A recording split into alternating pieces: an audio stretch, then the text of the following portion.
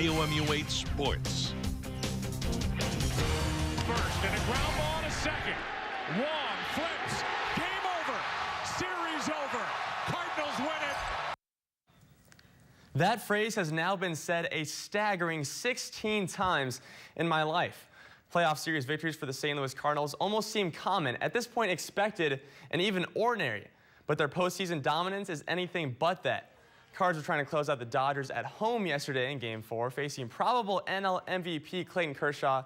They roughed him up last time, but he was back to his usual self. Nasty pitch freezes Matt Holliday, and he strikes out the side in the first inning. Good start for Kershaw. In the sixth, with his offense getting going, Juan Uribe comes through with the RBI single, and man, that guy's had a great postseason career. And then Kershaw again later. Still nearly flawless for 2/3 of this game, strikes out the side once more in the sixth.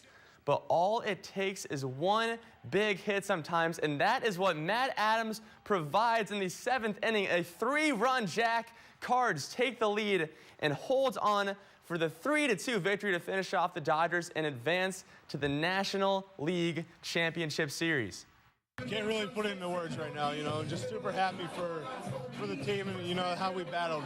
And, we went out in LA in tough atmosphere and we battled those 2 games, and then we came home and we had another 2 games to battle, and, we finally got it done. Try to get things going, try to get a spark going, and Johnny comes up with a big hit just out of the reach of Hanley, and then you're one swing away, and we got it. We got the big swing, and you get a lead.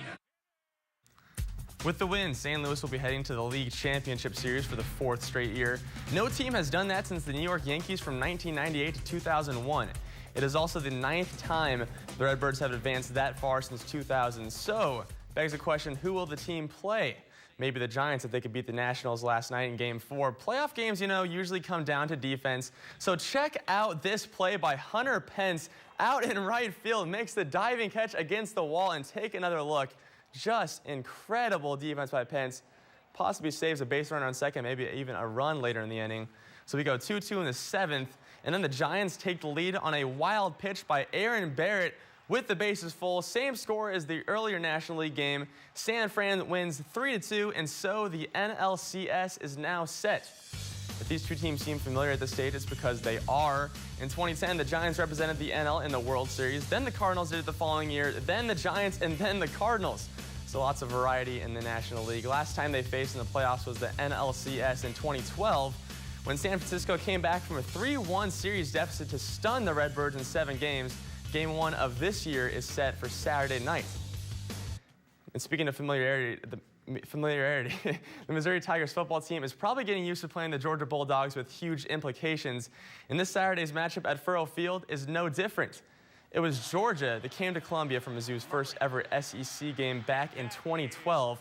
And the Bulldogs pulled away from the Tigers to win 41-20 and then went on to win the SEC East to advance to the SEC championship game. Likewise, the Tigers traveled to Athens last year and used some trickery to beat Georgia 41-26, and then they would go on to play in Atlanta for the SEC title game as well. So, what are the chances that the winner on Saturday wins the SEC East this year?